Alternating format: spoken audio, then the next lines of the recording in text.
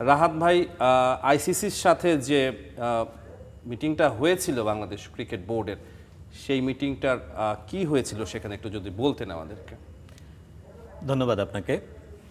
আইসিসির সাথে যে মিটিং হয়েছিল সেটা তো আমি পার্সোনালি ছিলাম না, যেটা আলোচনা হয়েছে আমরা কম বেশি সবাই জানি, যেটাতে যে আমরা আমাদের অবস্থানটা ওইখানে তুলে ধরা হয়েছে আমাদের পক্ষ থেকে, এবং সেই প্রেক্ষিতে আইসিসিতে যে অংশটুকু হয়, আলাপ আলোচনা হয়, ভোটিং হয়, তার প্রেক্ষিতে যে ডিসিশন আসে আলটিমেটলি সেটা আমাদের সবারই জানা। নতুন করে এখানে আমার অ্যাড করার তো কিছু নাই।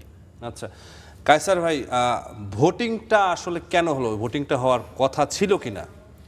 না, সেটার জন্য বাংলাদেশ ক্রিকেট বোর্ড বা ক্রিকেট বোর্ডের সভাপতি প্রস্তুত ছিলেন না। আমরা তার কাছ থেকে যেটা জানতে পেরেছি, কারণটা হলো যে তিনি জানতেন যে তিনি খুব সম্ভবত যে এই পুরো বিষয়টা ভোটিংয়ে যাবে, ভোটাভুটিতে যাবে, এটার জন্য তিনি প্রস্তুত ছিলেন না। কিন্তু প্রস্তুত ছিল কে?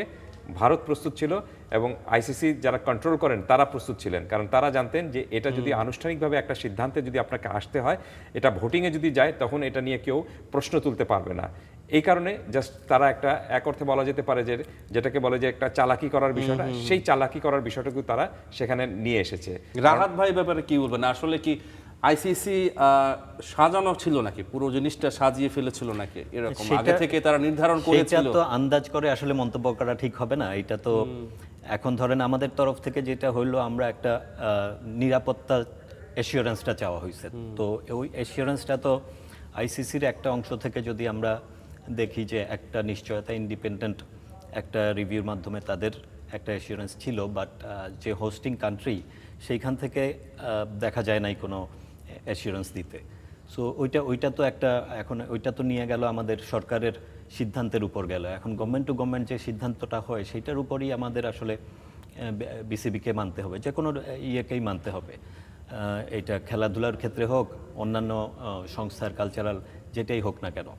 সো গভর্নমেন্ট নিশ্চয় আমাদের থেকে আরও ভালো করে ভিতরের বিষয় বা বিভিন্ন রিস্ক যেগুলো আছে সেইটার অংশগুলো বিবেচনা করেই সরকার নিশ্চয় সিদ্ধান্তটা নিয়েছেন।